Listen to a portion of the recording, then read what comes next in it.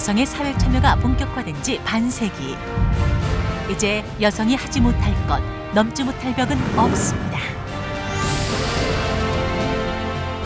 그러나 잘 나가는 커리어 우먼, 놀라운 재능을 지닌 여성들의 이야기가 언제나 해피엔딩은 아닙니다. 아이를 돌봐줄 사람도 주변에 없었고, 그리고 그런 부분을 회사에서 이해해 주지도 않을 뿐더러 야근이나 그런 휴일에 일한다든지 그런 부분, 시간적인 부분 때문에 좀 그만두게 되었습니다.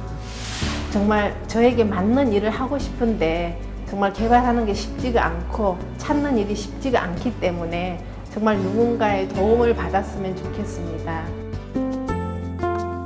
올해 9살, 7살의 두 딸을 키우고 있는 정구범, 김준희 씨 부부.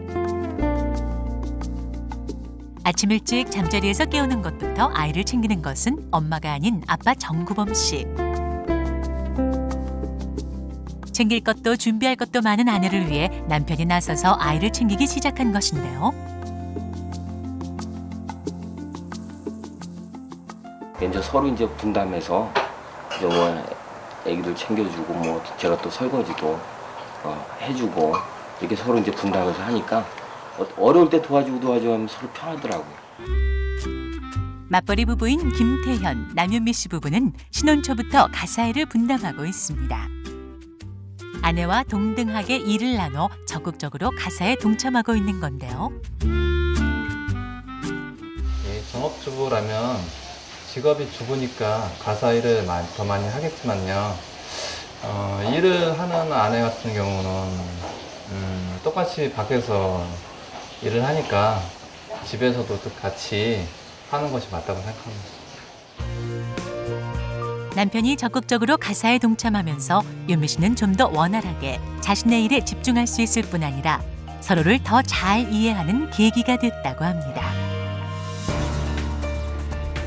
우리나라에서 여성이 일하는 가정은 전체 가정의 43.9%. 자녀 교육을 위해 또 자신의 능력을 발휘하기 위한 여성의 경제활동은 더 이상 선택이 아닌 필수가 되었습니다. 그러나 육아 보육시설의 부족과 가사 분담 등 가정에서의 인식 부족은 여성의 경제활동을 위축시키는 큰 이유가 되고 있는데요. 한국 남성의 가사 노동 시간은 하루 평균 32분. 3시간 이상인 독일과 미국 남성의 가사 노동 시간에 비해 약 4분의 1 정도 수준밖에 되지 않고 있습니다. 여성의 경제활동 활성화를 위해서는 육아와 가사 분담에 대한 가정 내에서의 인식 변화가 필요합니다. 기업에서도 이런 변화는 늘고 있습니다. 남성적인 업무 관행에서 벗어나 여성 친화적인 근무 환경을 만들어가는 기업들도 늘어나고 있습니다.